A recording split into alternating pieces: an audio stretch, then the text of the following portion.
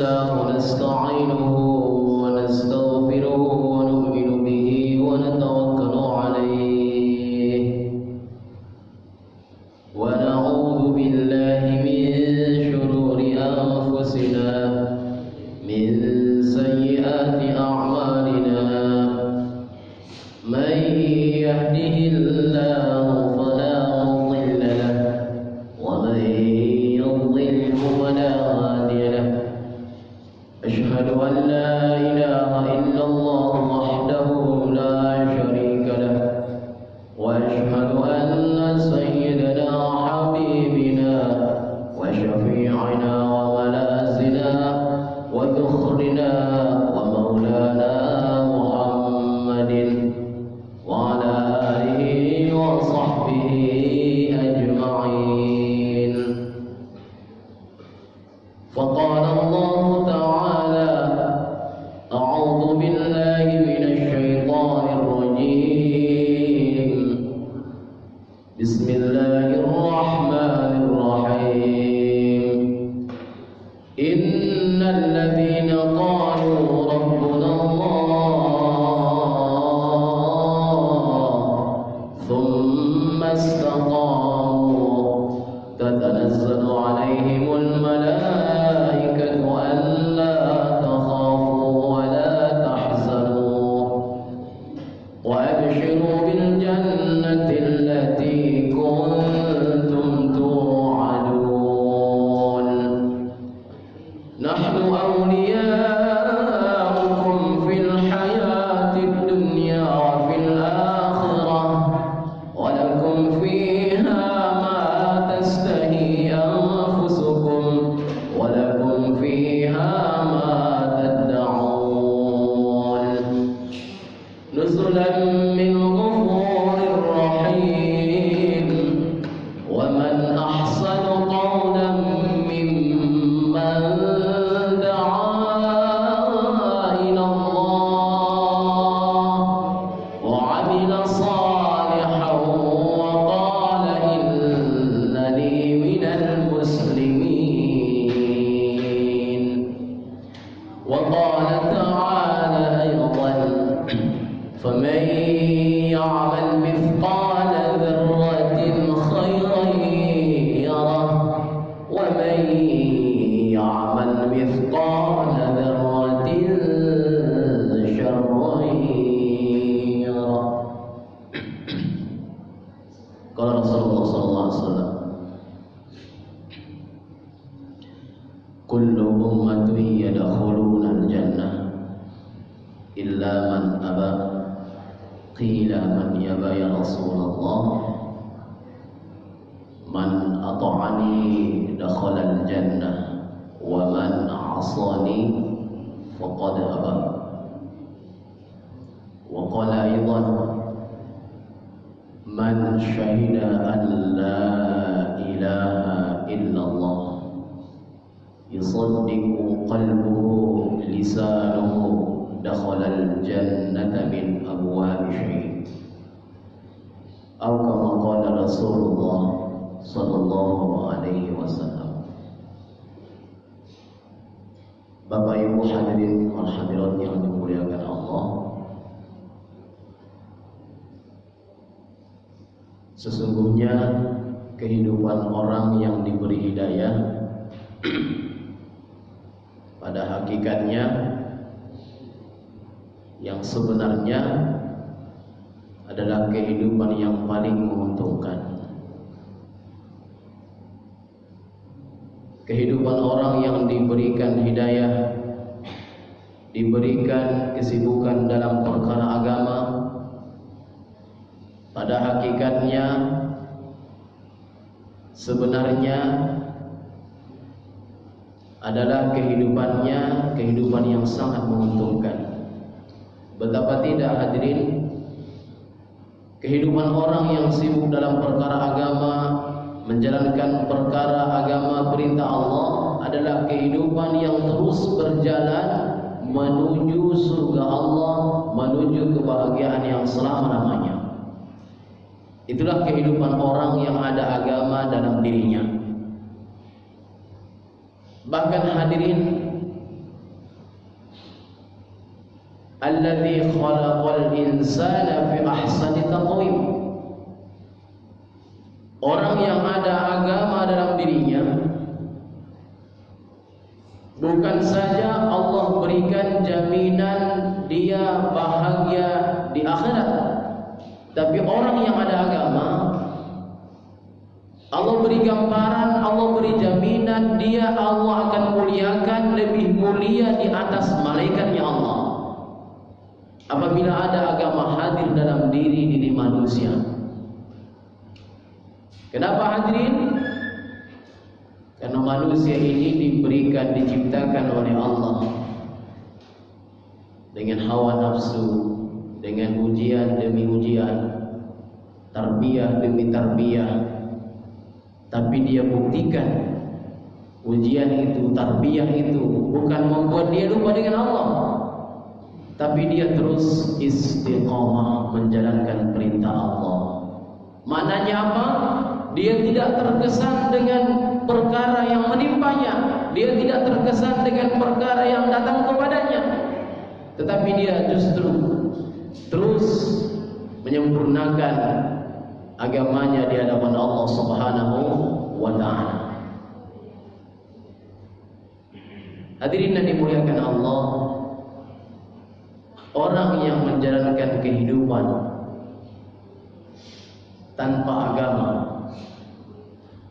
pada hakikatnya, pada dasarnya, yang sebenarnya adalah kehidupan orang ini kehidupan yang menuju penderitaan yang selama-lamanya. Walaupun kelihatannya hidupnya enak, kehidupannya serba ada, punya istri, punya anak, punya harta, punya kendaraan, punya pekerjaan. Hadirin yang mulia, itu semua yang dia miliki justru jauh dari agama. Maka sebetulnya dia bukan punya anak, sebetulnya dia bukan punya istri, sebetulnya dia tidak punya harta, tapi dipunyai anak, dipunyai istri, dipunyai harta. Dipunyai Pak, bukan mempunyai, bukan memiliki, tapi dimiliki. Dimiliki harta, dimiliki istri, dimiliki anak. Gara-gara semua yang kita miliki itu justru jauh dari Allah, maka kita bukan memiliki tapi dimiliki. Hadirin, kehidupan orang seperti ini, dia ini terus berjalan menuju kesengsaraan. Mati akan dijadikan bahan bakar api neraka Allah Subhanahu wa ta'ala. Na'udzubillah min dzalik. Mudah-mudahan Allah Subhanahu wa ta'ala jaga diri kita semua. Allah Subhanahu wa ta'ala terus memberikan kita hidayah sampai kita mati dalam perkara hidayah. Ucapkan la ilaha illallah Muhammadur Rasulullah. Hadirin yang muliakan Allah Ta'ala, maka ada hal yang lebih penting dalam hidup. Apa dia? Ada dua macam, ada dua perkara. Yang pertama adalah dhara'iyatul hayah. Kita harus paham apa dia keperluan dalam hidup. Yang kedua, maqsudatul hayah. Kita harus paham apa dia maksud hidup. Maksud Allah hidupkan kita itu apa, dan keperluan hidup kita itu apa. Kadang-kadang dibalik-balik Pak. Keperluan hidup dia jadikan maksud, maksud hidup hanya dijadikan keperluan. Apa dia dhara'iyatul hayah? Keperluan-keperluan hidup secara umum ada 5 macam. Makan dan minum, kemudian tempat tinggal, pekerjaan, dan kemudian perkawinan ataupun pernikahan. 5 macam ini adalah keperluan hidup kita. Maknanya 5 macam ini perkara-perkara yang sudah Allah SWT tentukan diri kita masing-masing. Tidak akan tertukar, tidak akan diberikan kepada yang lain. Sudah Allah catatkan, sudah Allah tentukan, siapapun dia orangnya. Mau dia ditinggal di kota, mau dia tinggal di pulau, mau dia tinggal dimanapun berada. 5 perkara ini sudah Allah SWT tentukan masing-masing daripada diri kita. Hadirin yang mulia, inilah daripada keperluan hidup kita. 5 macam ini adalah keperluan hidup kita. Kita perlu makan minum, kita perlu tempat tinggal, baik memiliki sendiri, baik kontrak, tempat tinggal, kita perlu pekerjaan, dan kita perlu perkawinan. Hadirin yang dimuliakan Allah Subhanahu wa taala, adapun maqsudatul haya, maksud kita yang sebenarnya adalah yang pertama, Allah Subhanahu wa taala dalam Al-Qur'an sudah menegaskan, "Wa ma khalaqatul jinna wal insa illa liya'budun." Aku tidak menciptakan jin dan manusia kecuali satu perkara, bagaimana mereka taat kepada Allah. Hadirin, jadi yang ada jaminan dari Allah itu taat. Apapun keadaan kita, kalau kita taat pasti Allah tolong. Jaminannya, pemberi jaminannya Allah. Bahkan bukan cuma kita, jin ciptaan Allah yang tidak nampak di hadapan kita pun semuanya punya perkara satu juga, taat kepada Allah. Kalau mereka tidak taat, Allah Subhanahu wa taala tidak pandang mereka. Hadirin, bagaimana kita taat kepada Allah? Bagaimana perkara satu ini saja yang harus kita buat? Lantas bagaimana pekerjaan? Bagaimana anak istri saya makan? Masya Allah, kalau ada ucapan seperti ini, Pak, kita ini sudah menjadi pengikutnya Fir'aun, laknatullah alaihi, na'udzubillah.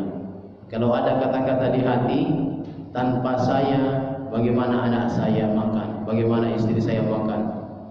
Ini adalah ciri-ciri pengikut Fir'aun, laknatullah alaihi, na'udzubillah. Tanpa kita sadari, Pak, kita ini hanya menjalankan saja.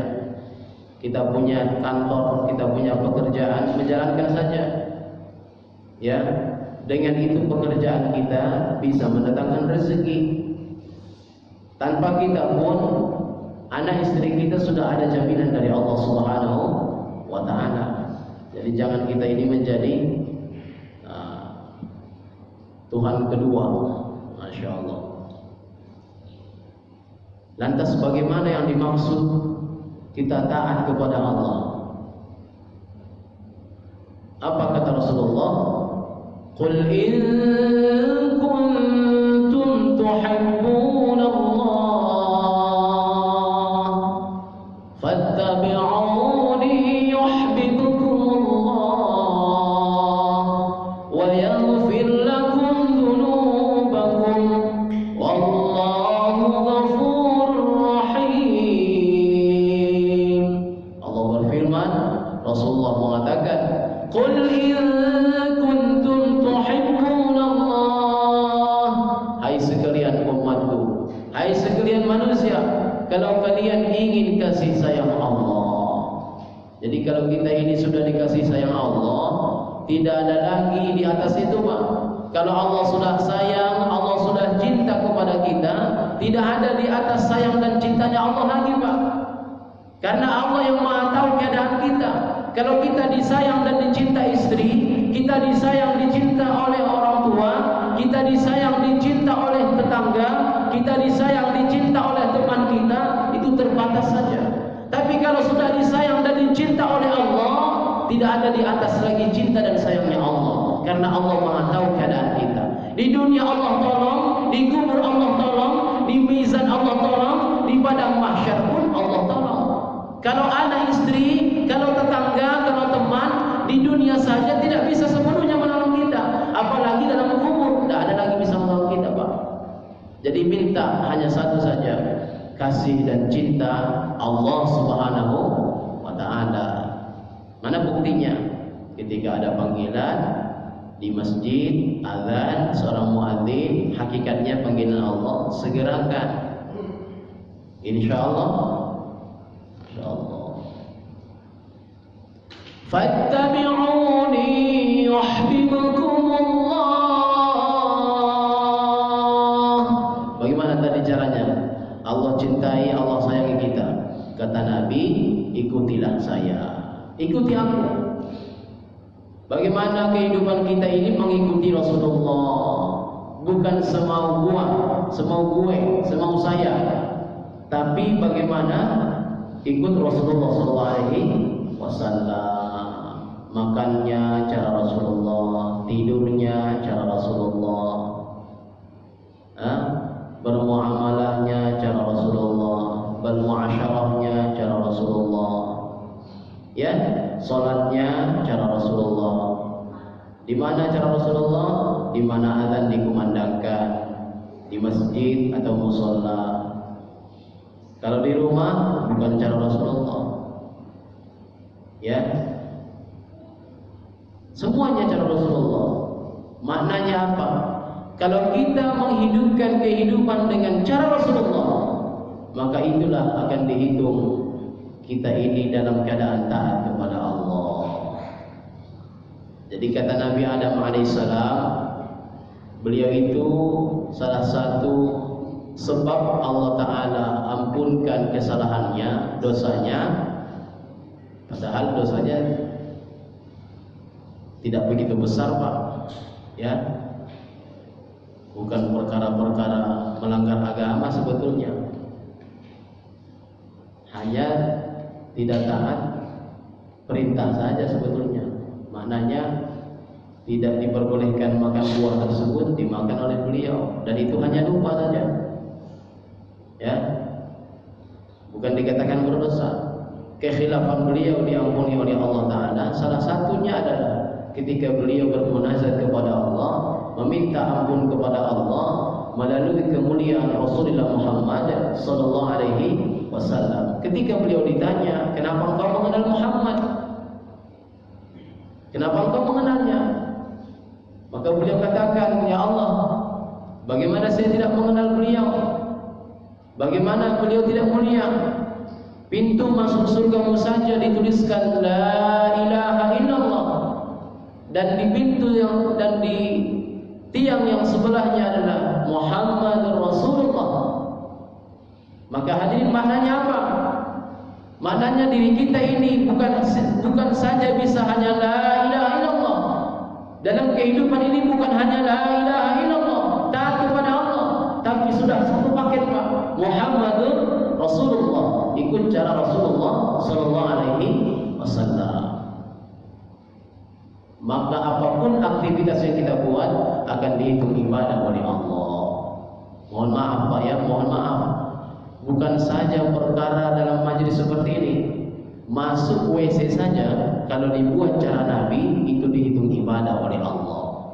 Masuk WC saja, Pak, yang kelihatannya jorok, kelihatannya tempat yang paling hina, ya, tempat syaitan.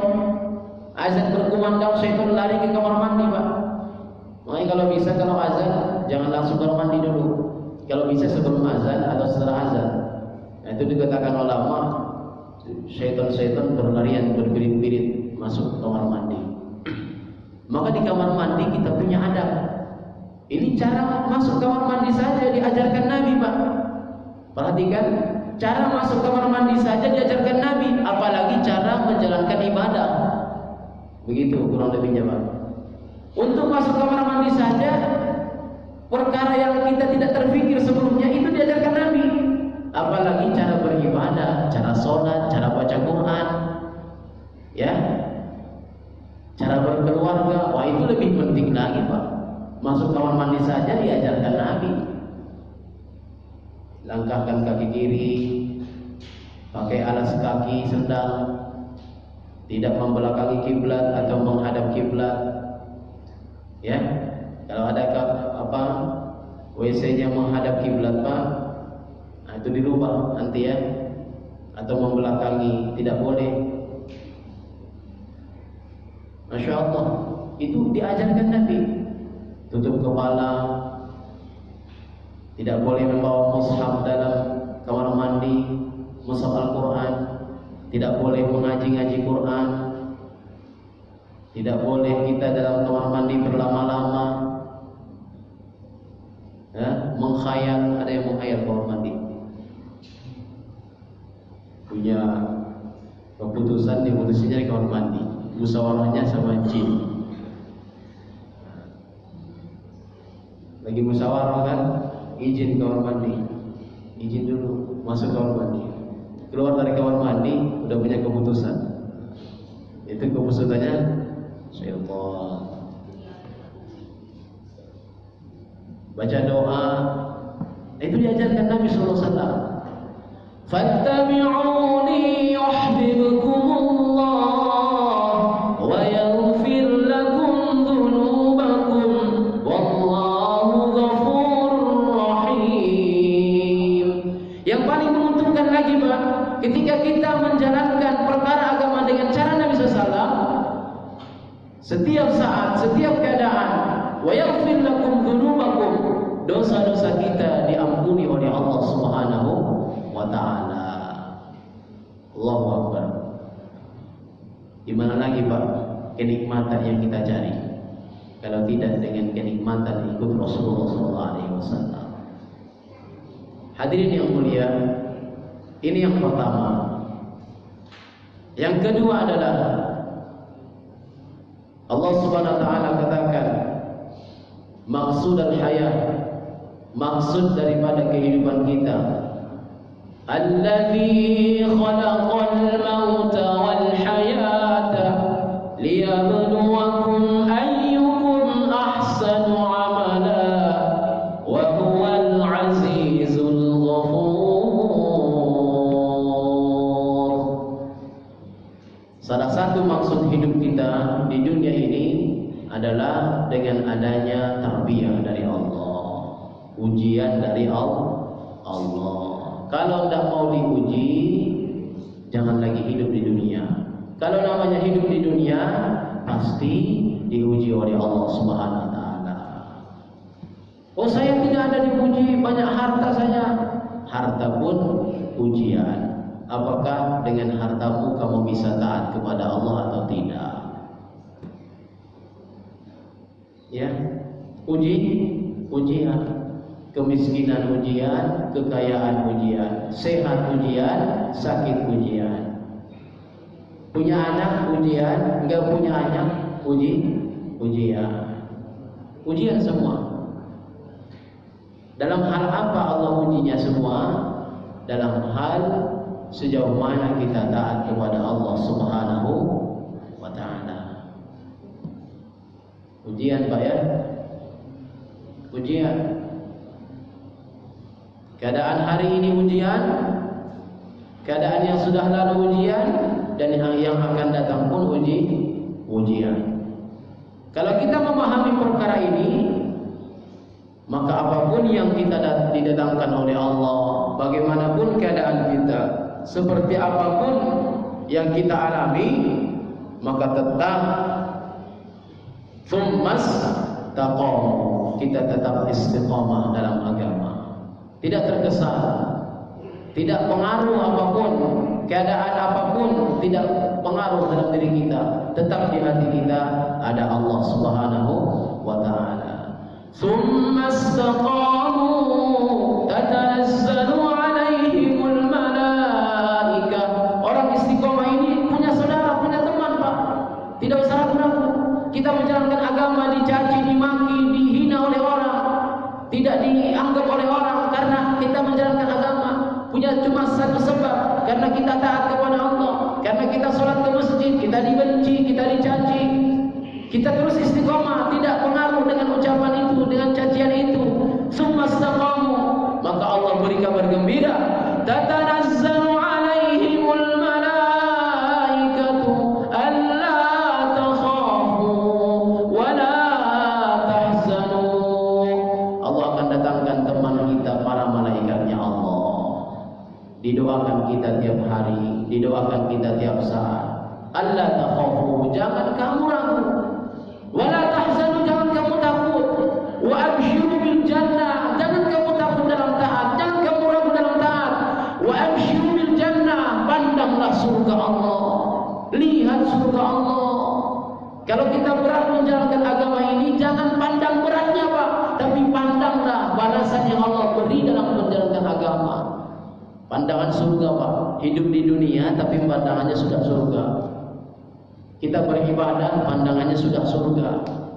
Kita taat kepada Allah, mau senang mau tidak senang, pandangannya sudah surga. Wabsyirul jannah. Saya tidak merasa apa-apa. Kata ulama, kita ini dalam menjalankan agama bagaikan berjalan di atas duri Pak. Di atas duri, setelah itu melewati lumpur lagi, melewati gunung, melewati air, lautan, terus itu yang kita lewati Pak. Tetapi di ujung perjalanan kita ini adalah pintu surga Allah. Ya, maka yang kita lewati ini tidak ada lagi rasa berat. Tapi sebaliknya kita melewati jalan yang mulus, yang lurus, jalan tol langit, lurus, lancar. Tapi di pintu tol itu adalah pintu neraka Allah. Kira-kira milih mana nih Pak? Milih jalan mulus di ujungnya kesengsaraan, atau jalan duri tapi di ujungnya kebahagiaan? Milih mana Pak? Hah? Enggak dua-duanya? Lurus? Ujungnya kebahagiaan. Masya Allah. Ini dia yang berat. Ini yang berat nih Pak. Minta lurus kita nih kan, tapi di lurusnya itu bahagia terus. Allahu Akbar. Kalau sudah kita minta itu, kita sudah lari dari jalur berarti. Kita tidak mau diuji kita. Masya Allah. Harapan kita seperti itu. Bagaimana caranya? Punya satu sifat, taat kepada Allah. Di taatnya ini dapat jalan-jalan beloknya ini. Dalam ketaatan ini yang dimaksud duri Pak. Karena taat ini enggak semudah yang kita sampaikan. Nah ini Pak, yang dimaksud duri, yang dimaksud jurang, yang dimaksud nanjak, yang dimaksud gunung itu adalah taat ini Pak. Berat. Ya. Salat awal waktu berat. Salat di masjid berat Pak. Disitulah duri yang dimaksud, berat banget. Ya. Masya Allah. Tapi jangan sampai lupa aja kan. Bangun, lupa saya. Enggak sholat subuh, enggak ingat sholat gitu kan. Nah, itu bahaya. Kalau saya tadi hampir lupa juga, lupa pengajian, bukan lupa sholat. Bangun, udah azan kan, santai aja. Berangkat ke Al-Kausar. Tengah-tengah perjalanan, depan rumah Pak RW. Rumah Pak RW ini tengah-tengah. Tengah ke rumah, tengah ke masjid. Ingat, kayaknya ada pengajian dia. Al-Jabah, Masya Allah. Itu bisa lupa.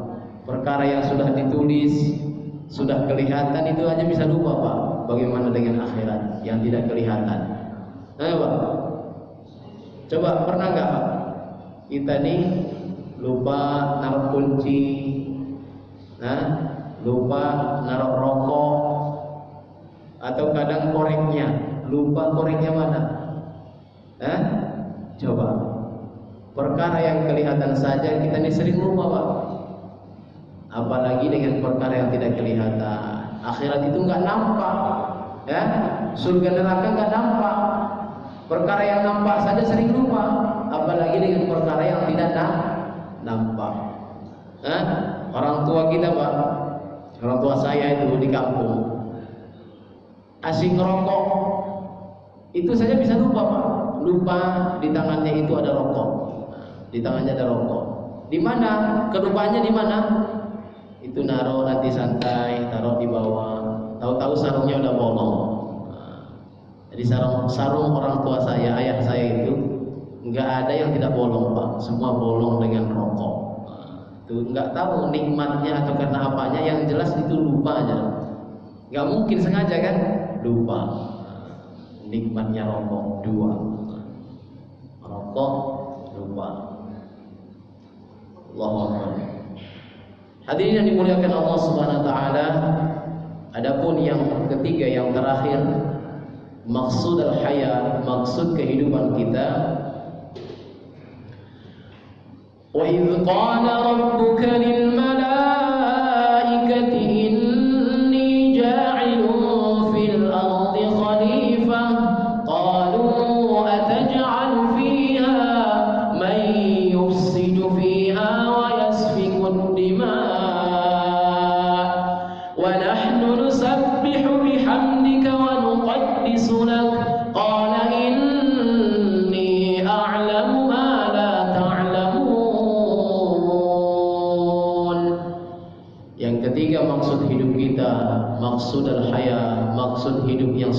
dalamnya adalah wa idz qala rabbuka lil malaikah, sebelum Allah ciptakan di manusia, Allah bermusyawarah, Allah kumpulkan para malaikat.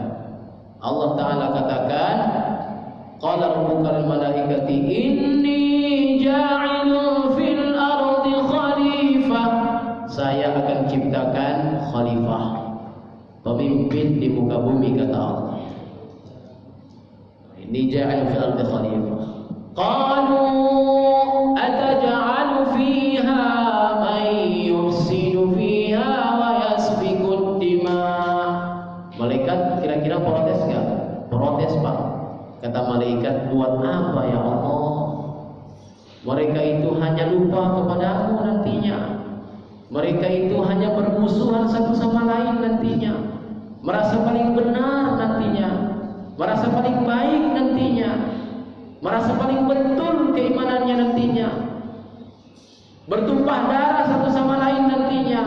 Wa nahnu nusabbihu bihamdika wa nuqaddisu lak. Sementara kami hamba-Mu ya Allah tidak mengenal permusuhan, tidak mengenal maksiat. Wa nahnu nusabbihu bihamdik.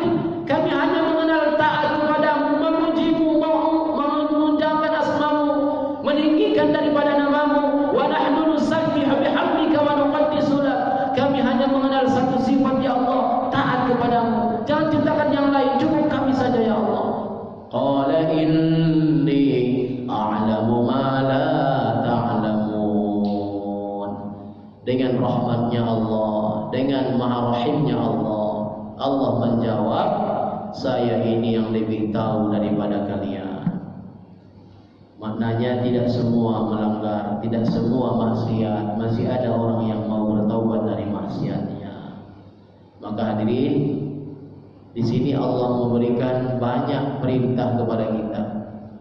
Salah satu yang paling terpenting adalah tidak memandang saudara kita ini lebih hina daripada kita.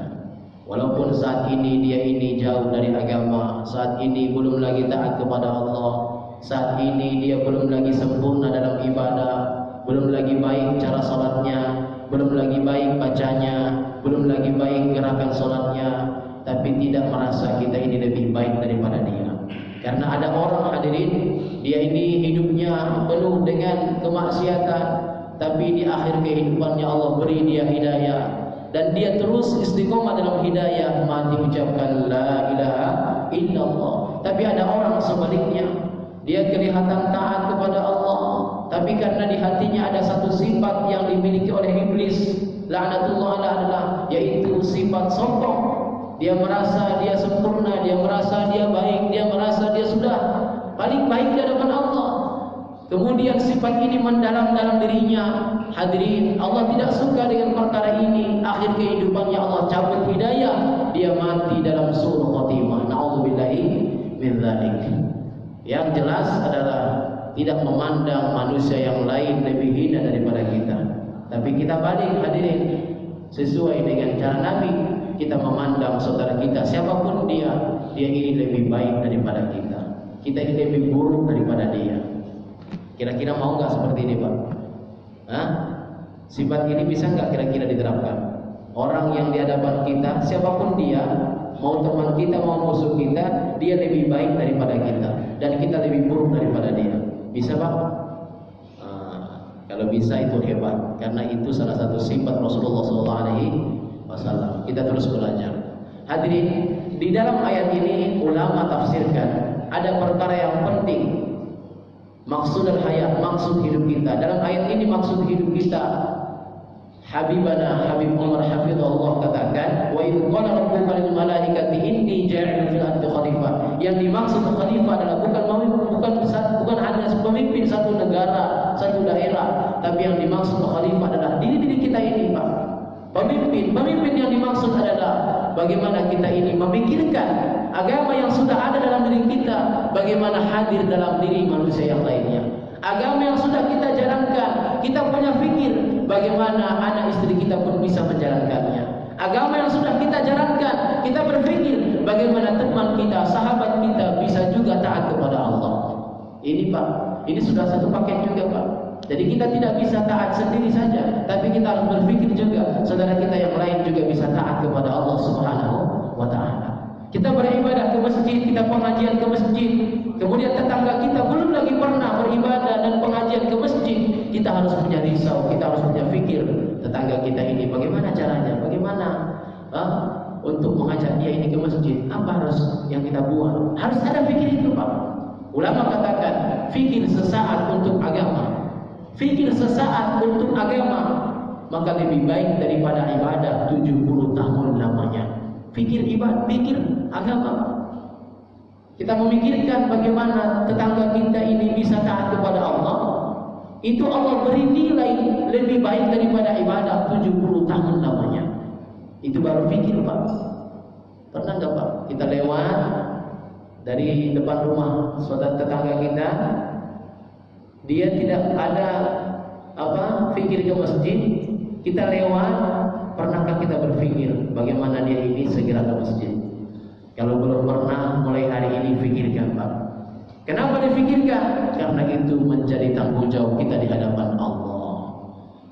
Ya, dalam surah Al-Mulk dikatakan, alam ya'tikum nadhir? Qalu bala qad ja'ana nadhirun fakadzdzabna wa qulna ma nazzala min syai'. Ketika orang pendosa, orang-orang yang lalai, orang-orang yang maksiat dilemparkan ke dalam neraka Allah Subhanahu wa taala satu persatu, maka Allah beri perintah kepada para malaikat, tanyakan mereka, alam ya'tikum nadhir? Apakah engkau dulu tidak pernah diajak untuk taat kepada Allah? Itu ada pertanyaan itu Pak.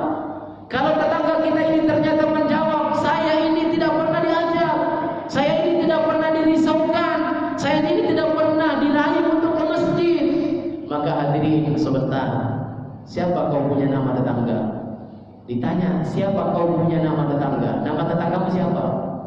Pak Haji Nanang. Woi, Pak Haji Nanang tadi udah masuk surga, ditarik lagi oleh Allah. Pak Haji Nanang, ini tetanggamu sudah wajib masuk neraka karena dosa-dosanya. Dia masuk neraka ternyata karena tidak pernah taat. Dia tidak pernah taat, ternyata tidak pernah diajak oleh bapak tetangganya. Sekarang bapak ditangguhkan. Ayo sekarang bersama dia masuk api neraka. Masya Allah. Nauzubillah min dzalik. Contohnya Pak Haji Nanang pula DKM kan? DKM tetangganya juga plus. Enggak ada tetangganya. Tetangganya kolam kan? Ikan. Tetangga Pak Haji ikan. Ikan bertasbih kepada Allah. Ditangguhkan Pak. Betul Pak, ulama sepakat ini Pak. Tetangga kita tanggung jawab kita. Belakang berbeda pendapat. Ada yang berpendapat 40 rumah kiri kanan, 40 rumah depan belakang. Kalau saya mengaji dulu di pesantren, dasarnya dari ulama 40 kampung ke depan, 40 kampung ke belakang, 40 kampung kiri kanan. Masya Allah. Jangankan kampung nih Pak, di Japa ini saja mungkin tetangga kita nggak saling kenal kita, benar? Kira-kira saling kenal nggak? Insya Allah ya. Pak RT kenal ya Pak. Mana Pak RT? Pak RT kenal. Pak Romli kenal orang-orang candi kan? Iya, karena didata tiap bulan tagihan bulanan. Jadi tahu namanya kan? Kira-kira yang bukan RT kenal nggak? Nah ini Pak pertanyaannya Pak. Pernah nggak didatangi? Bawa buah, bawa minyak wangi, atau bawa siwa, bawa sorban, bawa sarung, bawa koko, hadiah lah, ya. Tapi hadiah ini ada adab-adabnya, ya. Kalau kepada ulama kita bawa hadiah minyak wangi, sorban, gamis, ya, gitu ya. Itu kepada ulama. Kalau kepada teman kita, yang kita pahami lah, apa kira-kira dia senang bawa buah, pokoknya yang menyenangkan dia aja. Jadi senangkan dulu hatinya kan. ujung-ujungnya ngajak gitu loh, ngasih buah, ujung-ujungnya ngajak. Masjid kapan nih Pak pengajian nih? Tiap hari Sabtu ada pengajian, Sabtu pertama, minggu pertama, minggu kedua, minggu tiga, sampai ini kan dirayu lagi, nggak mau. Minggu depan datangi lagi, sampai dia ini bosan kita datangi. Gitu ya, bosan Pak. Kami pas lagi ke Pulau Karimun waktu tempo hari beberapa bulan yang lalu, begitu Pak. Selama 3 hari di masjid itu, kami datangi terus rumah depan masjid itu, nggak pernah ke masjid orangnya. Datangi lagi, kami pagi-pagi datang, sore datang lagi, malamnya ba'da isya datang lagi, besok datang lagi.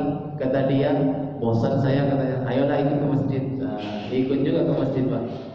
Bosan dia, datang lagi. Pinter Pak, jamaah ini pinter. Datang tuh ada buah tangannya bawa, bawa minyak wangi. Tahu aja saya bikin minyak wangi, gitu ya. Bawa makanan, ya, masya Allah. Kita rayu Pak dengan kasih sayang, dengan hikmah, dengan cara Nabi SAW, dengan kasih sayang. Kita rayu, dan kita bukan di situ saja tugasnya Pak. Kita punya tugas lagi di malam hari 2 jam 2 malam, 2 tetesan air mata. Di situ kita berdoa kepada Allah Ta'ala, sebutkan namanya. Begitu cara Nabi Pak. Di siang hari Nabi SAW mendatangi umat, di malam hari Nabi SAW mendoakan umat. Ya, Allahu Akbar. Catat namanya bila perlu Pak. Catat namanya, takut lupa. Nanti malam doakan khusus, Allah beri hidayah kepadanya. Kita nggak tahu Pak, karena hidayah dari Allah, bukan dari diri kita, bukan. Qul inna hudallahi huwal huda. Hidayah ini dari Allah. Maka kita yang sudah dapat hidayah bersyukur Pak. Kenapa bersyukur? Karena hakikatnya kita pilihan Allah, nggak sembarangan Pak. Kita bisa ke masjid ini bukan perkara sembarangan, bersyukur. Bagaimana caranya? Jangan main-main di masjid.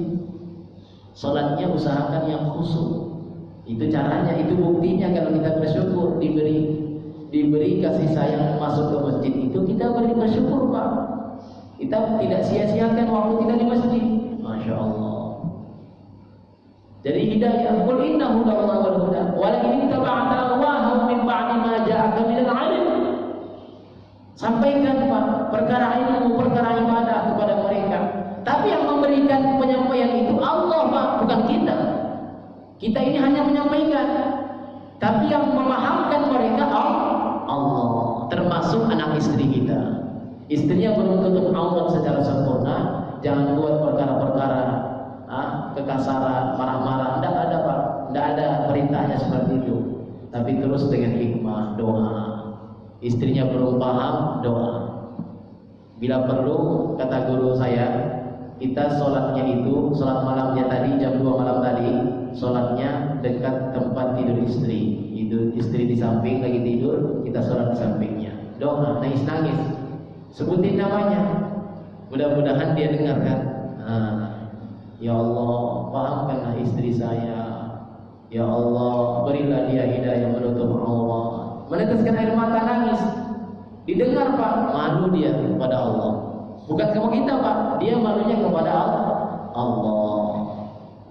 Gak yakin, buktiin nanti malam. Bangun jam 2 malam, angkat 2 tangan, teteskan 2 tetesan air mata. Masya Allah. Gitu ya.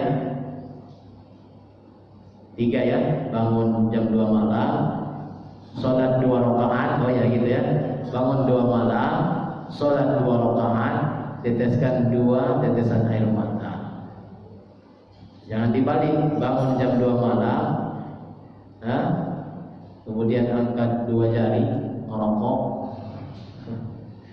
baru nangis 2 tetesan air mata, memikirkan dunia. Nah ini salah, ya. Sambil ngerokok, nangis. Gimana lah ini? Terbiah terus datang. Nah ini tuh air matanya nggak ada harganya di hadapan Allah. Tapi kalau air mata penyesalan, air mata hidayah, itu kata Rasulullah SAW, tetesan air mata yang dibuat memikirkan agama, yang dibuat karena menyesal kepada Allah, maka tetesan air mata itu akan mampu memadamkan panas api neraka Allah. Maka banyak-banyak menangis, Pak. Salah satu bukti hati kita lembut itu banyak menangis, Pak. Kalau banyak menangis itu salah satunya hatinya lembut. Kalau sedikit menangis itu hatinya keras, Pak. Ya, banyak menangis. Menangisi akhirat, menangisi dosa-dosa kita, ya. Itu Pak ya, banyak menangis. Bahkan kata Nabi, ketika engkau baca Al-Quran, hayati dia, tadabburi, kemudian menangislah kepada Allah. Bila tidak bisa, berpura-puralah menangis. Masya Allah. Sebegitunya pentingnya Pak kita hayati. Baca Quran, kita nikmati baca Al-Quran. Kita teteskan air mata kita, penyesalan, kita minta ampun kepada Allah. Maka Allah Subhanahu wa taala akan ampuni diri kita. Amin ya Allah ya Rabbal alamin. Bapak hadirin yang mulia, inilah 3 perkara yang dijadikan maksud kehidupan kita.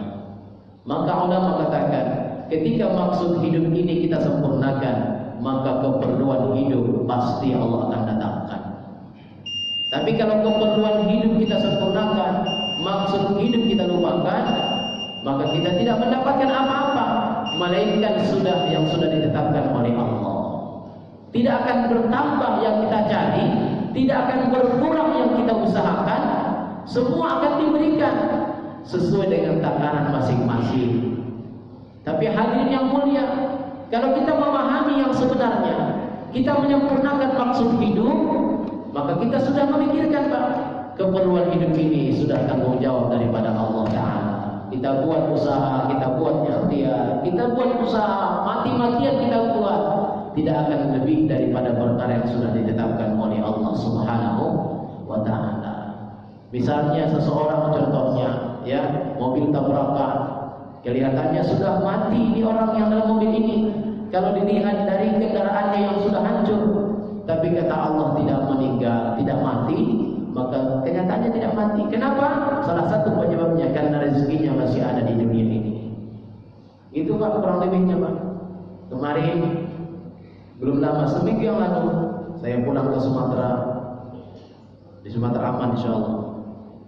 Ya, pulang ke Sumatera, ada satu pimpinan pesantren di sana Pak, ulama, seorang hafiz Quran, seorang alim, punya anak santri yang banyak, para hafiz Quran. Qadarullah, malam-malam hari beliau pulang dalam satu acara, beliau pulang berkendaraan motor Pak, Masya Allah, ban motor itu sudah angka 8, sudah hancur Pak, tapi beliaunya masih dijaga oleh Allah. Kelihatan kendaraannya, ini sudah mati nih orang pakai kendaraan ini. Polisi yang datang ke tempat kejadian itu pun sudah katakan, ini yang punya kendaraan ini kemungkinan besar sudah mati, sudah meninggal ini.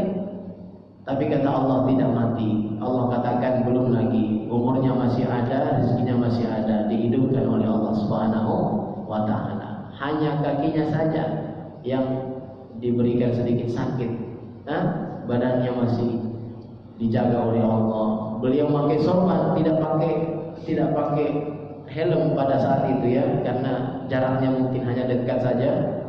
Semua dijaga oleh Allah Ta'ala. Salah satu penyebabnya apa? Karena masih ada rezekinya di bumi Allah Subhanahu wa Ta'ala. Hadirin yang mulia, mudah-mudahan Allah Ta'ala berikan kita kefahaman atas apa yang sudah kita dengarkan, yang sudah kita bicarakan pagi hari ini. Jalankanlah bagaimana maunya Allah, tapi jangan jalankan bagaimana maunya diri kita. Ketika kita menjalankan hidup maunya Allah, maka kita akan selalu dibela oleh Allah. Tapi ketika kita hidup menjalankan maunya kita, mau saya, mau gue, ya, maka tidak ada kebarukan hidup dalam kehidupan kita, Pak. Itu pasti, itu jaminan dari Allah Subhanahu wa Ta'ala. Jalankan Pak, mau senang mau tidak senang, mau kita suka tidak suka, kalau memang itu maunya Allah, kalau memang itu perintah dari Allah, kita jalankan.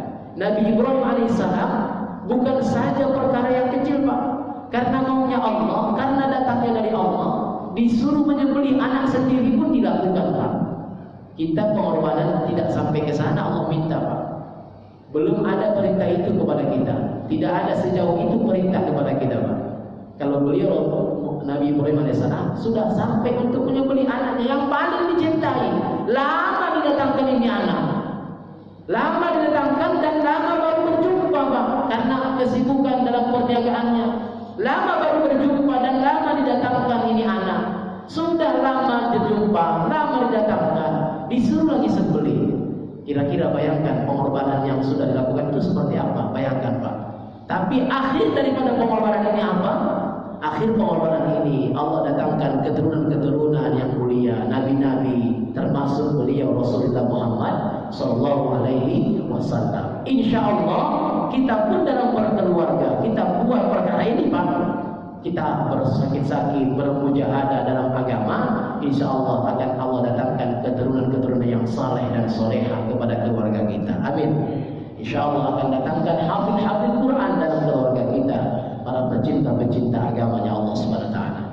Mari kita berdoa kepada Allah. Allah berikan jaminan. Wa idza sa'alaka 'ibadi 'anni fa inni qarib. Ya Muhammad, sampaikan kepada hambaku, kepada umatmu, apabila bertanya tentang aku, kata Allah, katakan aku sangat dekat bersama mereka. فَلْيَسْتَجِيبُوا لِي وَلْيُؤْمِنُوا بِي لَعَلَّهُمْ يَرْشُدُونَ.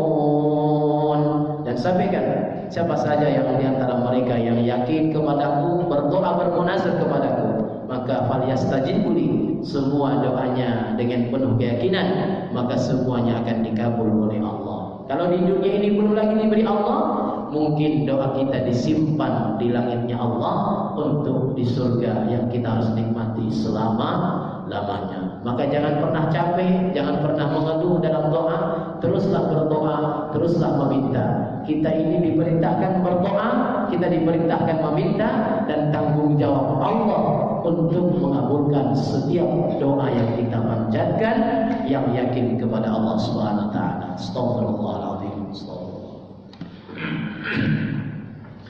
أعوذ بالله من الشيطان الرجيم. بسم الله الرحمن الرحيم. الحمد لله رب العالمين وحده، والصلاة والسلام على أشرف الأنبياء والمرسلين سيدنا محمد وعلى آله وصحبه أجمعين. يا أول الأولين، يا آخر الآخرين، يا افرش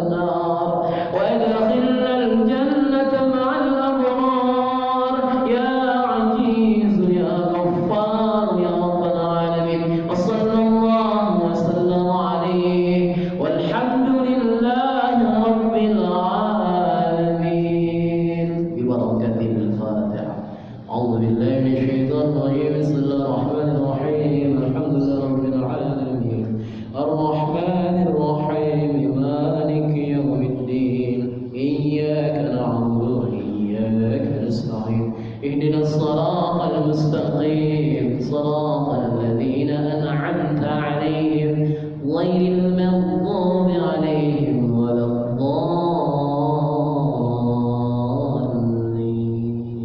Amin ya Allah. Amin. Bapak hadirin dan para ibu hadirat yang dimuliakan Allah, insyaallah pagi hari ini kita orang-orang yang beruntung, dan lebih beruntung lagi apabila apa yang kita dengarkan kita bisa amalkan. Kita berdoa mudah-mudahan apa yang sudah kita dengarkan yang baik kita amalkan. Adapun daripada perkara yang saya sampaikan yang kurang berkenan, mohon maaf kepada Bapak Ibu dan mohon ampun kepada Allah. Kita sempurnakan majelis kita ini agar tidak disebut majelis yang lalai dengan kifaratul majelis. Subhanallah bihamdihi, subhanaka Allahumma bihamdik, syada la ilaha illa anta